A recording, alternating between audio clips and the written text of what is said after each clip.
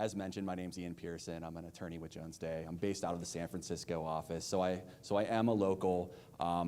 Before that, I did work for FDA for a number of years, for about 7.5, 8 years, and was really a part of their digital health initiatives as they were starting to get it off the ground. And so that's the perspective that I'm coming at this talk today for. And I know it's kind of an ancillary topic to a lot of traditional telehealth organizations, but as mentioned from previous speakers, what we're starting to see and what I'm certainly starting to observe in my own practice is that there's this convergence of practice of medicine and technology that's coming together. That, where we're starting with telemedicine with just video communication, phone communication. There's all these new technologies that are starting to be incorporated into that process that may be regulated by FDA. And with my own clients, what I've seen is, some have been ready for it and some haven't. And the worst thing that can happen is you start to incorporate all this really cool, all this really new tech. Things are going great, and then you get a letter from FDA that says, hey, it's come to our attention that you have a product that does X, Y, or Z. We think this is a medical device, and now you have 15 days to respond to us to tell us why you're on the market legally.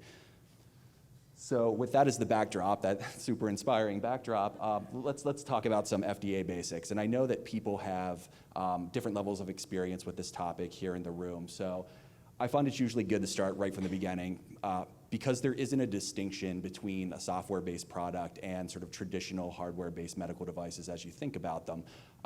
The definition of a medical device is really kind of long-winded. You can find it in Section 201H of the Federal Food, Drug, and Cosmetic Act. I'm not going to rehash the entire thing to you right now, but you can generally think of a medical device as a medical product that doesn't work through chemical action or by being metabolized.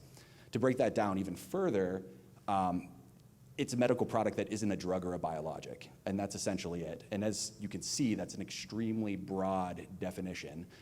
Everything from tongue depressors to thermometers, the whole way to robotic surgery devices and advanced AI algorithms and machine learning tools fall within this bucket. And so it stands to reason that these products should not be regulated in the same fashion, and they aren't under the Federal Food, Drug, and Cosmetic Act. It's tiered by 3 classes of products, 1, 2, and 3, and products are placed into these particular classes based on the level of regulatory control that's necessary to reasonably assure the safety and effectiveness of the product. And so if you find yourself being a regulated product, most companies hope that they can fall within the class 1 bucket because very little is actually required, at least in the pre-market context. You have to follow what are known as general controls, which are regulatory controls that are applicable to every type of medical device. And it's like things like good manufacturing practices, making sure you have protocols in place to handle adverse event reports and things like that. Moving up the list, class 2 is the intermediate devices where FDA has made a determination that general controls in and of themselves are not enough to assure that level of safety and effectiveness. And these are actually really sort of specialized. Special controls can be anything. FDA usually works with industry and then convenes panels to come up with individually tailored controls for a particular product type. The third class is class 3. I haven't seen a lot of digital-based products wind up in this class so far. It's usually, these are like invasive devices, implantables, artificial hearts, things of that nature that fall within class 3. And depending on what class you're in will directly impact the marketing pathway for your product. Class 1 products, like I said, have a low level of regulatory control, and so FDA doesn't expect you to come in with a marketing submission to prove the safety and effectiveness of that product. You can just go directly to market as long as you're following the general controls. As you move up, the marketing pathways get more stringent. They're more costly user fees to FDA. They require more data to be submitted. And I don't want to go through all of them because I think that's going to get a little bit too much in the weeds, but what we've seen generally with digital-based products is that many are winding up in this de novo pathway, which is a class 2, potentially class 1 pathway for products that don't have a predicate already on the market. Typically, when you're getting on the market with FDA, you're comparing your product to another product that's already out there. But with a lot of this new digital technology, there's nothing that FDA has to compare it to. And so it's sort of a mini full application that requires data that will be the first to move on the market. This is just sort of a summary of what we discussed, and I don't have to walk through it again. So getting into digital health, what does this mean? What does this backdrop mean for algorithms, for digital-based products? Well, what FDA started to see in the very early 2010s is that a lot of companies were coming in that were software-based that hadn't dealt with the agency before. And they were trying to fit the review of those products into the traditional medical device paradigm that I've just described, but it didn't seem to be a good fit. And that makes sense for a host of reasons. Namely, the first one is that the medical device amendments were enacted in 1976. And while I would argue that they were pretty forward-looking in the way that they handle regulation, there's this idea that technology can leapfrog and build off itself. The fact of the matter is the drafters at the time just couldn't have had the foresight to anticipate this digital software-based medical health economy that's sort of emerging right now. And so what you have is a process that was built and designed around hardware-based medical products, which simply aren't developed, designed, and implemented the way that software-based products are. The controls that are in place are for traditional manufacturing, products that roll down assembly lines that are put together with physical parts. And if you know about software development, it's more a living product. Information is constantly coming into the developers. They're reviewing that, they're patching, they're adding features, and doing all these different things to hopefully make the product better. But under FDA regulation right now, every time something like that happens, you would have to come back into FDA and get a new approval for the product. And digital health developers were uncomfortable with that. They thought that would slow innovation for the amount of time it would take FDA to review all these individual products. They would have wanted to do 3 or 4 other updates. To FDA's credit, the agency did realize this starting in the early 2010s when I was there. And so what they did was start to identify sort of the low-risk, low-hanging fruit. There were all these health phone apps that were coming out at the time, and FDA really took a hard look and said, do we need to be reviewing all of these?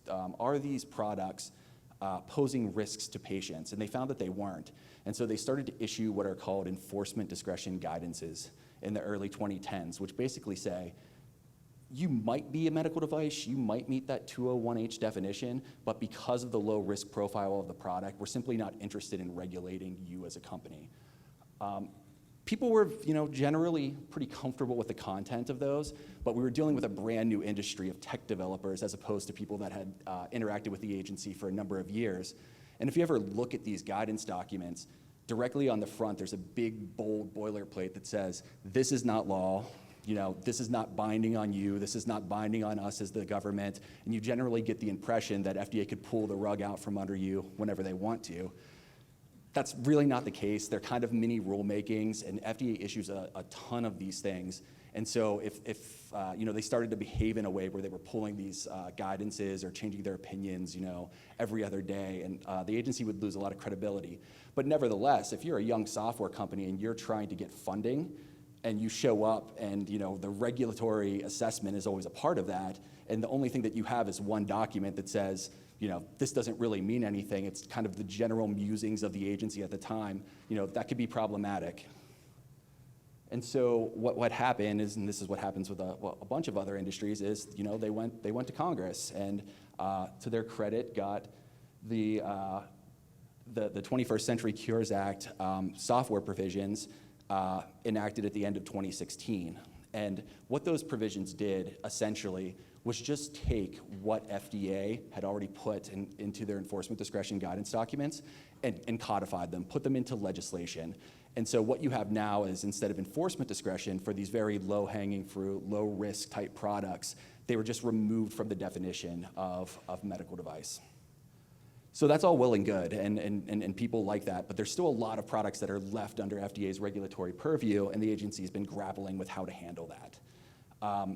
And so they issued a Digital Health Innovation Action Plan at the end of 2017, and there are certain steps that they've been taking. They've been issuing new guidance documents. They've been trying to hire new personnel that are experienced in this area. And most significantly, they've been working on what is called the Software Pre-Certification Pilot Program. I would say that this program is probably the most talked about. It had the most enthusiasm, but also the sort of the most controversy.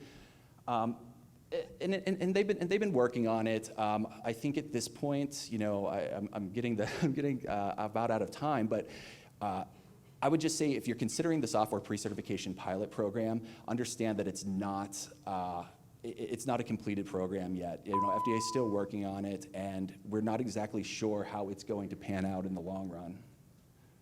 This is sort of a visualization of the chart, and the only point I would make about this is the marketing pathway statutory provisions have not changed. So it's not like FDA is lowering the burden through the software pre-certification pilot program. It's just pushing around burden to different parts of it. So it might have provide a lower barrier to entry for software-based products, but at the same time, it allows FDA greater access to your day-to-day operations and requires other reporting that otherwise wouldn't be required through a traditional pathway.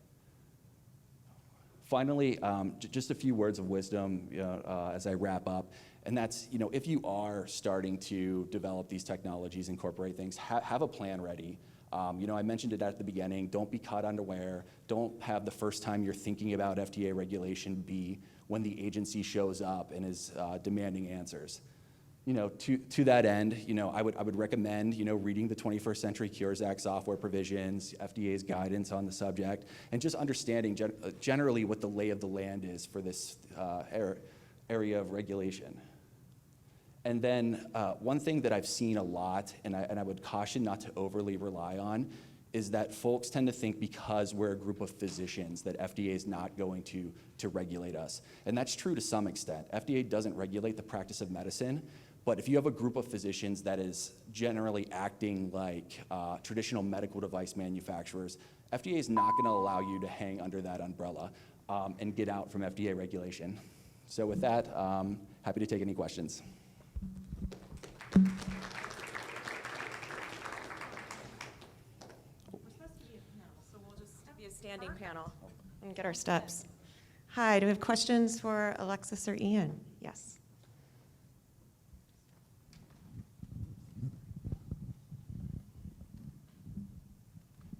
Hi, my name is Victoria Moy with Innovatio Health Design. We're developing a predictive analytics software, I guess you'd call it, and I've been advised that we may not fall under the purview of FDA. However, that as we do our development work, that we should prepare all our documentation as if the FDA will come looking for us. Is that good advice? Is it too much work to do? We're a startup. What do you advise?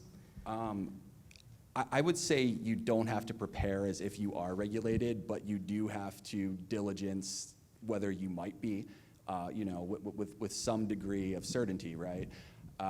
And this happens all the time, and it really requires road mapping what exactly you're trying to do with your software, with your analytics. I would think about what your 3 to 5 year plan is, what features you want to add, what you want the analytics to actually show, how you'll label them, how you're going to market them to to patients, to healthcare companies, and then do a review based on the 21st Century Cures Act and FDA's software provisions.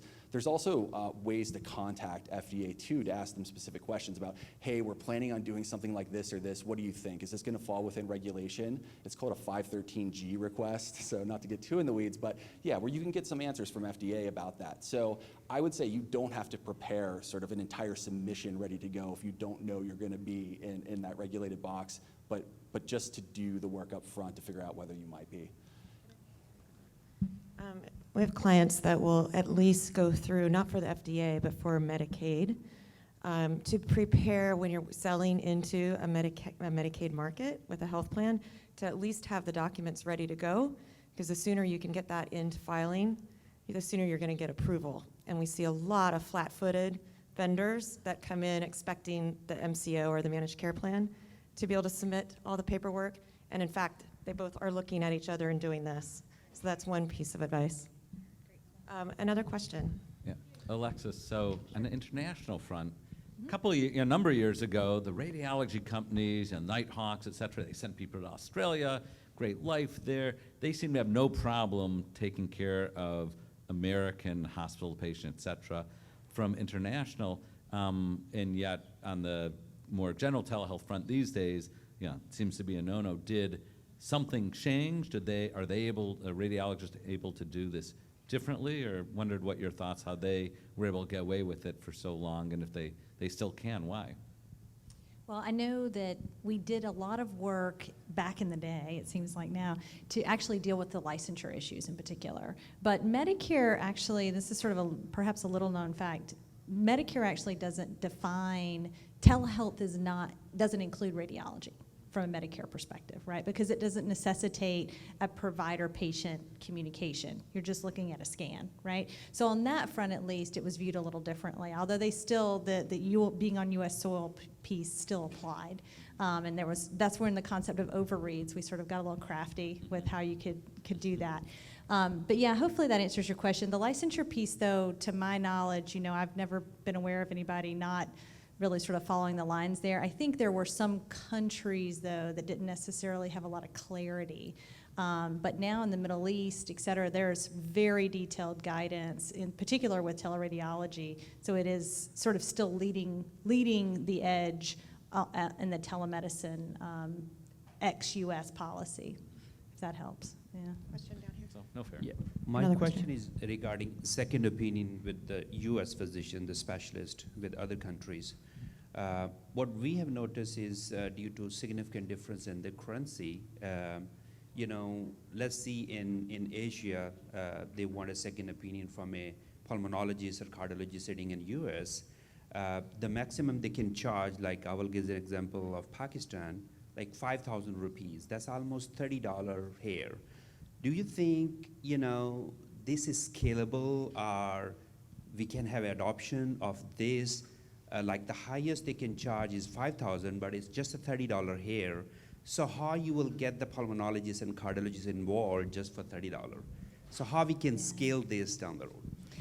You probably need a business person more than me, but here's my 2 cents on it. Right now, what I'm seeing with the second opinion programs has primarily been a move towards high net worth individuals outside the U.S. Who are willing to pay. I mean, these are folks who will, take a whole wing of the Cleveland Clinic, right, with their whole family if they have an issue.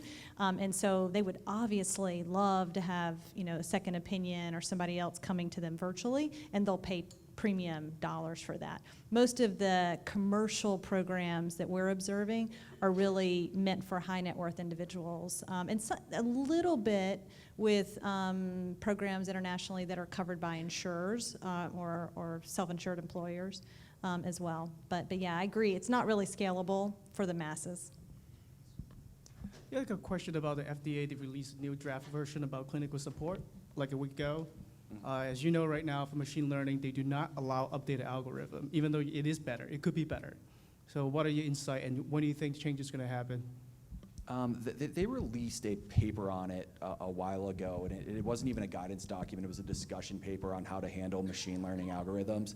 And so there's a whole process out there that they're contemplating, and I think they fully appreciate and understand the fact that AI is the future, and if they're going to exclude that from these clinical decision support, software exemptions, or make it very difficult for evolving AI to work through the regulatory process, that they're going to have a problem on their hands.